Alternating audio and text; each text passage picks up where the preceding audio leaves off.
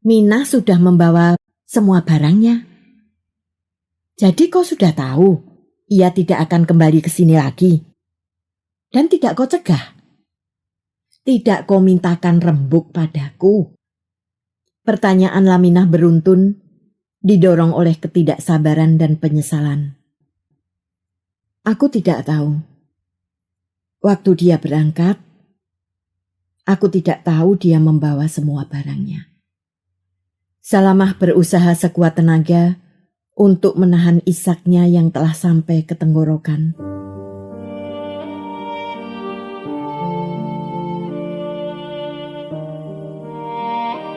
Badai berganti badai, karya Tuti Nonka, narator Hanifah Abu Marzuki.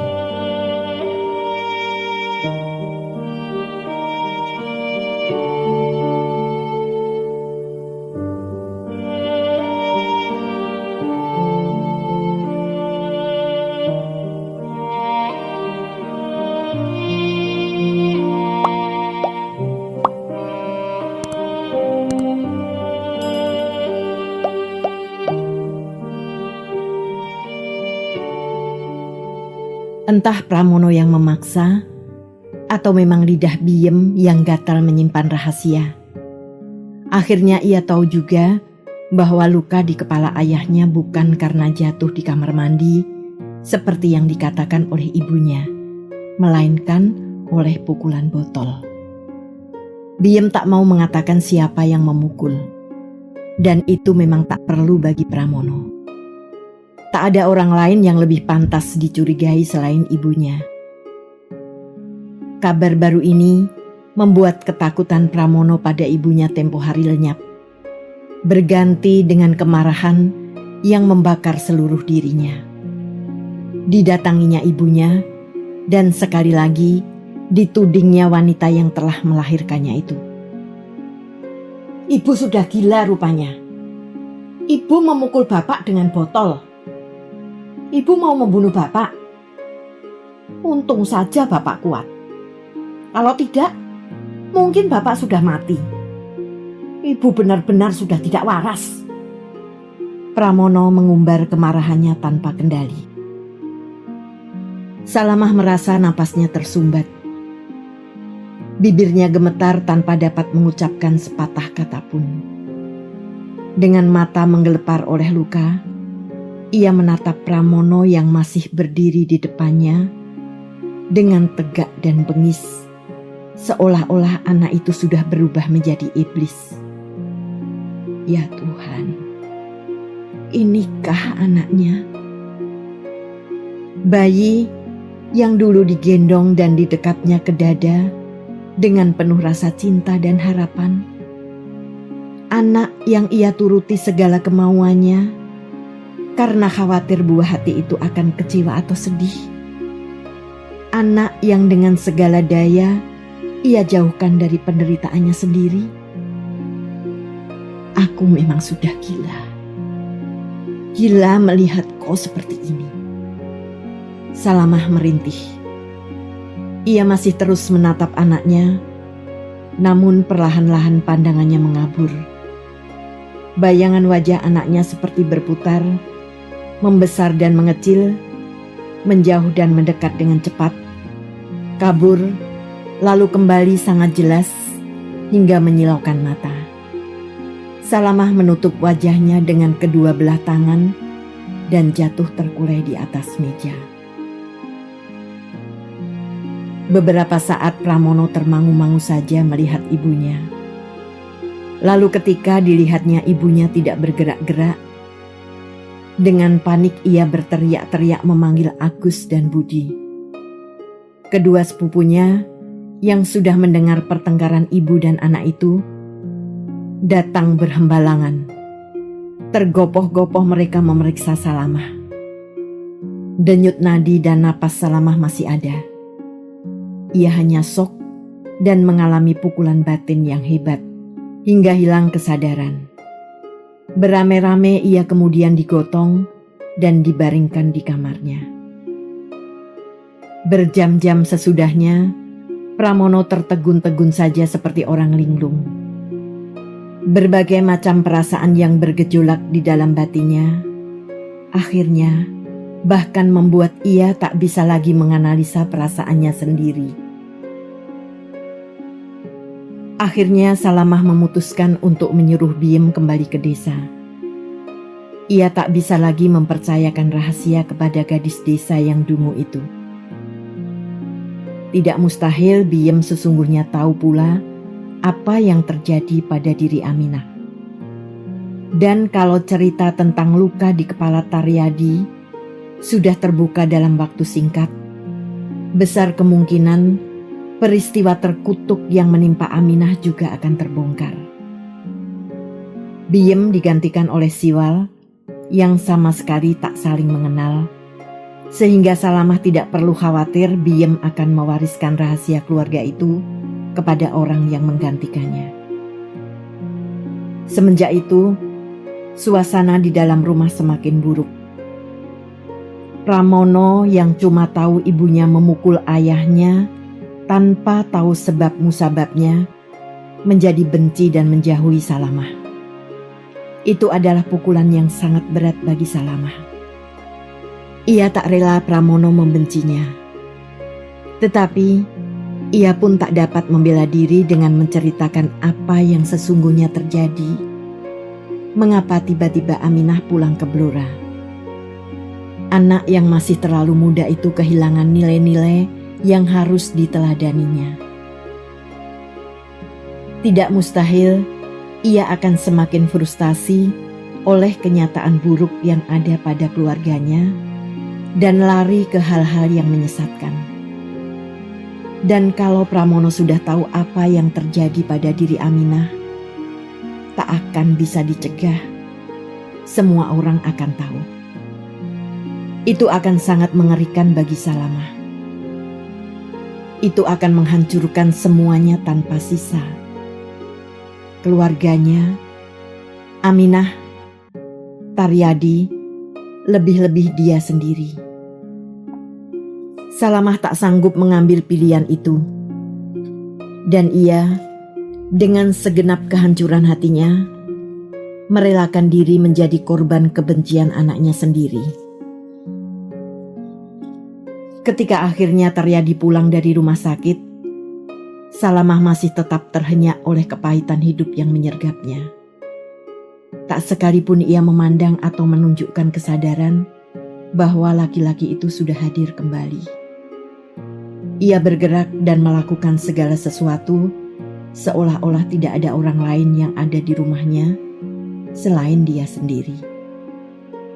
Ia hidup dalam dunianya sendiri, dalam angan-angannya sendiri, dalam kesepian dan deritanya sendiri. Pada malam ketiga setelah berada di rumah kembali, Taryadi masuk ke kamar Salamah yang kini lebih banyak mengurung diri. Salamah yang sedang membaca buku-buku tuntunan agama dengan tekun, memandang Taryadi dengan nanar. Taryadi menutup pintu dan berjalan lambat-lambat ke hadapan Salamah. Kepalanya yang masih dibebat tertunduk, tidak kuat menyangga beban rasa penyesalan dan bersalah. Selama beberapa saat tidak ada yang berbicara. Taryadi kelihatan sangat sulit untuk mengeluarkan kata-kata. Sementara Salamah sudah kehilangan keinginan untuk berbicara kepada suaminya. Oleh karenanya, keheningan terasa sangat mencekam dan menyiksa. Namun akhirnya, Taryadi berhasil menjebol tindihan rasa bersalahnya dan berkata dengan terbata-bata. Suaranya lirih dan gemetar oleh kepasrahan yang tuntas. Aku minta maaf, Amah. Sekali ini, aku betul-betul bertobat. Aku bersumpah, mulai saat ini akan berusaha menjadi baik. Mendadak, kebencian Salamah meluap melihat Taryadi yang merunduk-runduk tanpa harga diri. Saat itu, Salamah melihat suaminya Betul-betul seperti melihat seekor tikus yang hina dan menjijikkan. Pergi. Pergi kau dari hadapanku. Haram aku melihatmu lagi. Salamah berdesis tajam. Lelaki di hadapannya terperanjat. Seperti boneka yang ditusuk tombak pada punggungnya, lalu diberdirikan dan didorong maju. Taryadi keluar dari kamar itu.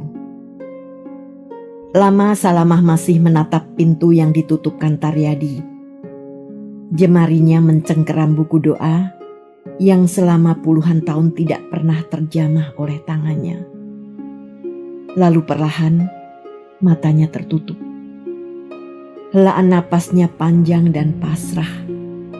Dan dengan perlahan pula, cengkeramannya pada buku doa mengendur. 3 minggu setelah kepulangan Aminah ke Blora, Salamah menerima surat dari ayahnya. Surat itu tidak terlalu panjang, tetapi apa yang tertulis di dalamnya sungguh merobek hati Salamah. Ama, sudah 2 minggu ini adikmu pulang ke rumah. Ini mengherankan aku dan ibumu. Karena sekarang bukan saatnya liburan panjang. Bahkan pada waktu libur kenaikan pun, Minah tak selama ini pulang ke rumah. Ia tak pernah meninggalkan pelajarannya terlalu lama. Tapi sekali ini sungguh aneh. Di rumah sepanjang hari ia termenung saja. Tak pernah kelihatan gembira. Waktu Rais berkunjung beberapa hari yang lalu, ia bahkan tidak mau menemui dan mengunci diri di kamar. Aku dan ibumu bingung sekali memikirkan keadaan adikmu ini. Apa yang sesungguhnya sudah terjadi, Ama? Apakah kalian bertengkar? Aku harap bukan itu sebabnya. Setauku, sejak dulu kalian saling menyayangi. Itu pula yang menyebabkan Aminah memilih tinggal di rumahmu, bukan di rumah Laminah. Aminah membisu saja ketika aku suruh pulang kembali ke Jogja untuk meneruskan sekolahnya. Bujuklah dia, Amah. Sayang sekali kalau tidak selesai. Kalau kau tahu apa yang menjadi sebab kesedihannya, katakanlah pada aku dan ibumu, supaya kami bisa ikut memikul dan membesarkan hatinya. Sekian dulu kabar dari kami. Salam Bapak dan Ibu untuk seluruh keluargamu. Salamah tak ingat berapa lama ia terpaku dengan surat di tangannya. Ayahnya hanya bercerita, hanya bertanya, bukan minta tolong. Namun Salamah merasa seluruh isi surat itu sepenuhnya berisi tuntutan dan permintaan tanggung jawab atas diri Aminah yang dititipkan kepadanya. Salamah merasa dadanya pepat, merasa tercekik, tak sanggup bernapas. Laminah yang menerima surat serupa dari ayahnya datang ke rumah Salamah dengan wajah cemas dan penuh pertanyaan. Mengapa kau tidak memberitahu aku kalau Minah sudah pulang kembali ke Blora? Laminah bertanya setengah menyesali. Salamah tidak dapat menjawab. Belum lagi ia sempat bernapas oleh tuntutan surat ayahnya. Laminah sudah pula menghadang dengan tuntutan yang serupa. Salamah menarik napas dalam-dalam, mencoba menata pikirannya yang cerai-berai. Aku tak tahu keadaannya begitu serius. Kukira ia hanya pulang seperti biasa saja, sahutnya perlahan. Berbungkah-bungkah batu terasa ditimbunkan ke dalam dadanya ketika mengucapkan kebohongan itu, menambah beban yang sudah menghimpit hatinya. Kau tidak tahu apa yang terjadi pada dirinya. Barangkali ia punya persoalan dengan salah seorang kawannya, dengan sekolahnya, atau barangkali malah dengan kau sendiri. Laminah bertanya lagi. Salamah menggeleng. Tidak tahu. Sekali ini ia tidak sanggup lagi mengatakan ketidaktahuannya dengan kata-kata. Menggeleng atau mengatakan tidak tahu sama saja artinya. Tetapi bagi Salamah, dusta dengan gerakan badan terasa lebih ringan daripada dusta dengan kata-kata yang diucapkan. Laminah diam dengan kecewa dan penasaran. Tetapi ia tidak dapat mendesak Salamah lebih jauh lagi. Salamah sudah menggelengkan kepala, dan di dalam keluarga mereka, tak seorang anak pun diizinkan berbohong. Kalau sampai seorang anak ketahuan mengatakan sesuatu yang tidak benar, orang tua mereka tidak akan segan-segan menjatuhkan hukuman berat, dan sesudah itu akan mengalir nasihat-nasihat panjang lebar yang selalu berhasil membuat si anak menangis dengan rasa menyesal. Oleh karena itu, sampai anak-anak dewasa, tak seorang pun pernah berkata bohong. Salamah tahu pikiran kakaknya, dan itu membuatnya lebih-lebih lagi tersiksa. Dialah satu-satunya anak di dalam keluarga yang telah meninggalkan didikan orang tua mereka. Dialah satu-satunya anak yang banyak menampilkan kebohongan untuk menutupi keburukan rumah tangganya. Dialah satu-satunya anak yang tidak tekun bersembahyang dan sering melalaikan Tuhan.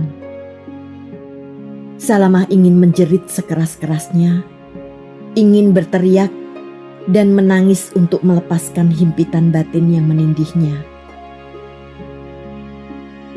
Ia ingin orang mengerti bahwa ia sedih, bahwa ia menderita. Namun tak sepatah kata pun keluar dari bibirnya. Tak setetes air mata pun tergulir di pipinya. Kesedihan dan penderitaannya tetap terpendam. Beban yang menghimpit dadanya tetap tak terlepaskan. Kalau begitu, coba kita periksa kamarnya. Siapa tahu ada sesuatu yang bisa dijadikan petunjuk. Entah surat atau apa, kata Laminah kemudian. Salamah berusaha menyembunyikan kegugupannya. Aminah sudah membawa serta semua barang-barangnya yang memang tak banyak. Kamar yang ditempatinya kini bersih kosong, kecuali perabot yang memang kepunyaan Salamah. Mina sudah membawa semua barang-barangnya. Tak ada lagi yang tersisa. Ia berkata terbata-bata. Laminah menatap adiknya lurus-lurus. Mina sudah membawa semua barangnya. Jadi kau sudah tahu ia tidak akan kembali ke sini lagi. Dan tidak kau cegah. Tidak kau mintakan rembuk padaku. Pertanyaan Laminah beruntun, didorong oleh ketidaksabaran dan penyesalan. Aku tidak tahu. Waktu dia berangkat, aku tidak tahu dia membawa semua barangnya. Salamah berusaha sekuat tenaga untuk menahan isaknya yang telah sampai ke tenggorokan.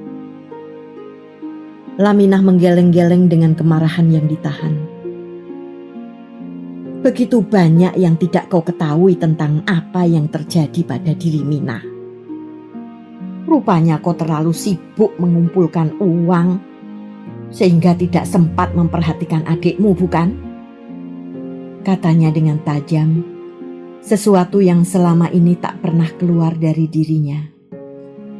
Hampir tak tahan Salamah mendengar kata-kata kakaknya. Pedih hatinya terasa sampai ke tulang sumsum. Namun ia tak mencoba mengatakan apapun untuk membela diri. Ia menerima dengan pasrah semua kesalahan yang ditimpakan pada dirinya. Oleh anaknya, oleh kakaknya, oleh orang tuanya, juga oleh masyarakatnya. Ia terima semuanya tanpa perlawanan apapun selain batinnya yang menjerit dan meronta. Seperti tidak percaya pada kata-kata Salamah, Laminah pergi ke kamar Aminah untuk membuktikan sendiri bahwa kamar itu benar-benar sudah kosong. Salamah tetap duduk di kursinya. Pandangannya kosong menerawang. Pikirannya terbang jauh meninggalkan tubuhnya. Ia tak tahu ketika Laminah telah berdiri kembali di belakangnya. Juga tak tahu bahwa di dalam kamarnya, Taryadi yang mendengarkan semua pembicaraan itu menutup wajahnya rapat-rapat dengan kedua telapak tangan.